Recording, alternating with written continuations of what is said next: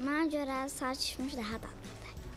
Azərbaycan Respublikasının Qida Təhlükəsizliyi Agentliyi məktəblilər arasında sağlam qidalanmanın təşviq olunması ilə bağlı layihəni davam etdirir. Məktəblilər üçün kişmiş adlı bu layihə Səhiyyə Nazirliyi və Elm və Təhsil Nazirliyinin iştirakı ilə həyata keçirilir.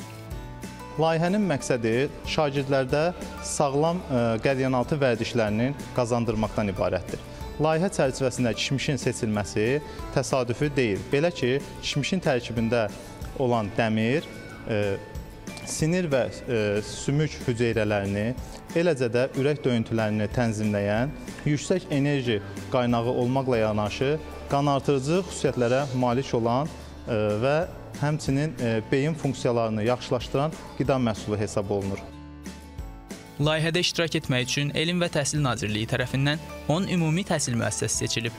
Valideynlərinin razılığı əsasında layihəyə cəlb olunan 2400-ə yaxın ibtidai sinif şagirdinə həftədə bir dəfə olmaqla qablaşdırılmış paketlərdə kişmiş paylanacaq. Şagirdlərin gündəlik vərdişlərinin formalaşmasında əhəmiyyətli rol oynayan müəllimlər də layihə ilə bağlı məlumatlandırılıb. Gözəl bir tədbirə layiq bir işdir, minnətdarıq və bunun mütəmadi olmağını istəyərik. Sağlam bədəndə sağlam ruh olar. Körpələrimiz sağlam qidalanmağı üçün də vaxt aşırı onları məlumatlandırıram. Qida Təhlükəsizliyi Agentliyinin səlahiyyətli nümayəndəsi tərəfindən şagirdlərə kişmişin faydaları və sağlam qidalanmadakı rolu haqqında məlumat verilib.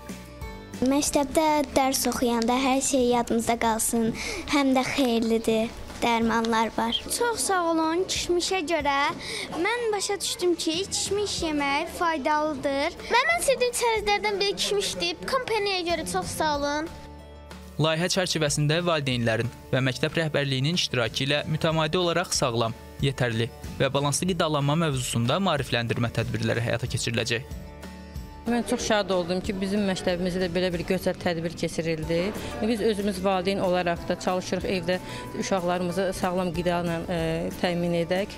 Adicə çərəzlərdir, kişmişlərdir. Aşağı yaşlarda olan uşaqların sağlam qidalanması daha çox önəmlidir. Gələcək üçün, gələcəkdə sağlam fikirli olmaları üçün, sağlam qidalanmaları böyük bir yaxşı bir layihədir. İstəyərdim ki, bütün məktəblərdə bu kimi layihələr olsun və uşaqlar çərəzlər, kişmişlər, bu kimi şeylərlə qidalanmaları daha yaxşıdır. Şagirdlərə sağlam qəlyanaltı vərdişlərinin qazandırılması və onların qəlyanaltıda təbii, sağlam qidalara üstünlük verməsi layihənin əsas məqsədi hesab edilir.